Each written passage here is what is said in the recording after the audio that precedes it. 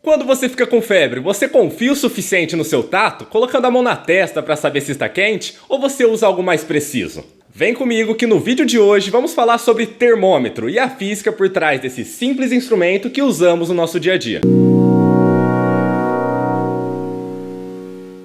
Começou o Minuto Exatas, eu sou Thiago Tolve e no vídeo de hoje vamos falar sobre termômetros. Esse vídeo é da playlist de termometria, então se quiser ver em sequência, clica aqui no card. Alguma vez na vida você já teve febre, colocou a mão na testa só para sentir se seu corpo estava mais quente do que o normal? Bom, esse não é o melhor jeito de se medir a nossa temperatura, já que o tato não nos dá precisão nenhuma, apenas uma sensação do corpo estar mais quente ou mais frio. E mesmo assim ainda podemos ser enganados pela sensação térmica, que pode nos dar falsas sensações de quente ou frio. Mas então, o que a gente poderia usar para ter uma melhor precisão na hora de medir as temperaturas?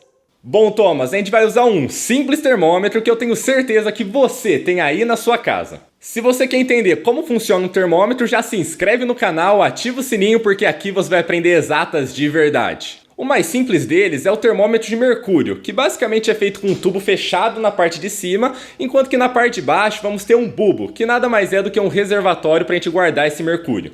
Quando a gente coloca essa pontinha do termômetro em contato com o nosso corpo, que está a uma maior temperatura, ele vai aquecer aumentando o volume do mercúrio, por causa de um fenômeno chamado dilatação térmica, que nada mais é do que um corpo aumentar o seu tamanho, comprimento ou volume por causa de um aumento da temperatura, ou melhor ainda, por causa de um maior grau de agitação das partículas. E dessa forma, nossa temperatura pode ser medida pela leitura direta da coluna de mercúrio com as medições já existentes no termômetro. Agora uma questão que talvez você não saiba, o termômetro não mede a sua temperatura.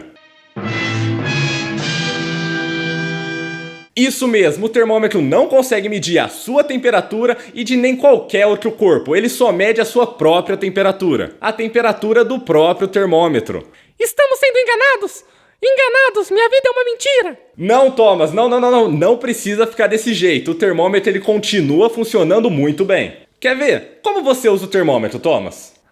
Primeiro eu levanto o meu braço, depois eu coloco o termômetro. Aí espero um pouquinho e faço a leitura da temperatura. Isso! Então depois de colocar embaixo do braço ou qualquer outro lugar, a gente tem que esperar um pouquinho para que o termômetro entre em equilíbrio térmico com o nosso corpo. Equilíbrio o quê?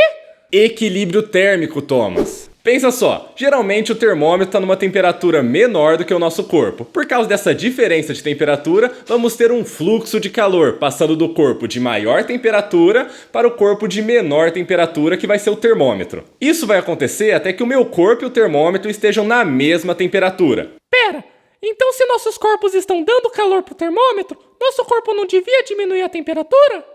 Não, Thomas, porque pensa só, olha o tamanho desse termômetro e agora olha o meu tamanho. Que pra batão, grandão. Que pra batão, grandão. Eu sou bem maior, eu tenho muito mais massa do que esse termômetro aqui. Por isso, a temperatura de equilíbrio que o meu corpo e o termômetro vão chegar é muito, mas muito próximas da minha temperatura inicial antes de eu ter colocado aquele termômetro. E é justamente isso que acontece quando você, aí de casa, fica com 40 graus Celsius de febre. Depois de colocar o termômetro, a temperatura dele vai aumentar até muito, mas muito próximo dos 40 graus Celsius, enquanto que a redução da nossa temperatura é praticamente desprezível.